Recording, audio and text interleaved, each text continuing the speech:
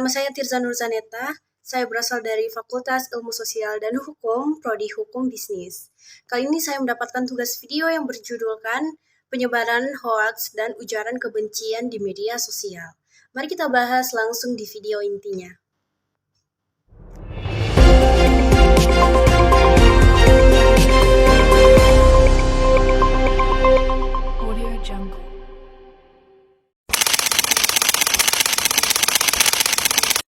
Setiap hari, jutaan informasi beredar di media sosial. Tidak semuanya benar dan sebagian bisa membahayakan. Hoaks adalah berita bohong, informasi palsu, atau cerita rekayasa yang disebarkan secara sengaja untuk menipu, memperdaya, atau memprovokasi publik. Hoaks bisa digunakan untuk tujuan lelucon, tetapi seringkali dipakai untuk tujuan serius seperti politik atau keuntungan pribadi dengan menciptakan kebingungan, kecemasan, atau permusuhan di masyarakat. Pesatnya perkembangan media sosial menjadikan informasi sekecil apapun cepat sampai ke masyarakat. Sayangnya pesatnya perkembangan media sosial tersebut tidak dibarengi oleh kemampuan masyarakat untuk membedakan mana berita yang benar dan mana yang salah atau hoax. Hoax atau berita palsu adalah informasi bohong tetapi dibuat seolah-olah benar. Hoax atau berita bohong seringkali mendominasi media sosial seperti belakangan ini. Tidak hanya informasi berupa tulisan, tetapi juga gambar, bahkan video. Sejumlah penelitian di luar negeri dan Kementerian Komunikasi dan Informatika mencatat masyarakat Indonesia malas membaca buku, tapi sangat suka menatap layar gadget berjam-jam, ditambah paling cerewet di media sosial. Kecepatan jari untuk like, komen, dan share dinilai melebihi kecepatan otaknya. Padahal informasi yang disajikan belum tentu benar. Ujungnya, masyarakat Indonesia menjadi sasaran empuk untuk provokasi dan hoaks. Contoh kasusnya ialah hoaks politik atau manipulasi opini publik. Hoaks politik dibuat sengaja untuk mencemarkan nama baik lawan politik, mengarahkan opini publik, menyebarkan propaganda, memecah belah pendukung. Dan dampaknya masyarakat pun terbelah menjadi dua kubu dan perdebatan kasar di medsos, turunnya kepercayaan pada pemerintah, pemilih mengambil keputusan berdasarkan kebohongan.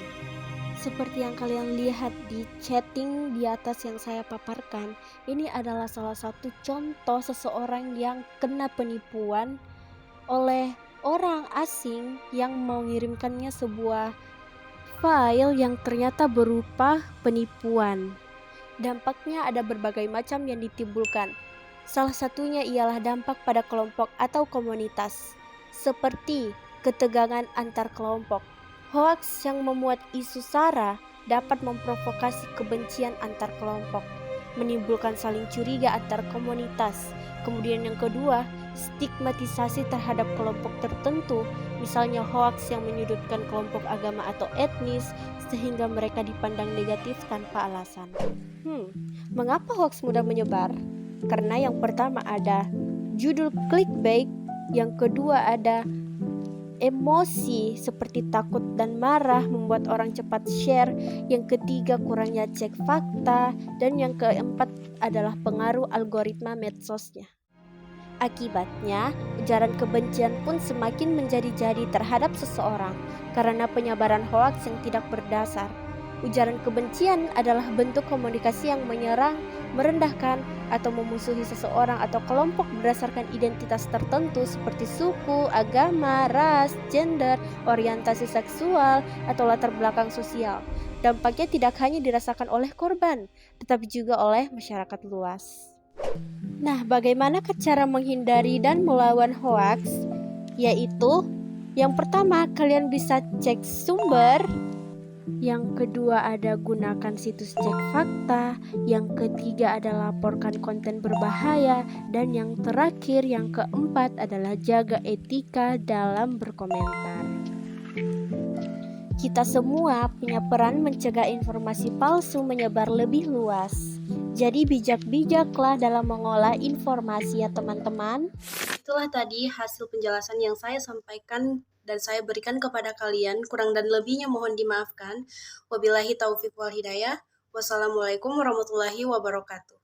Saya Tirza Nurzaneta, izin pamit mengundurkan diri.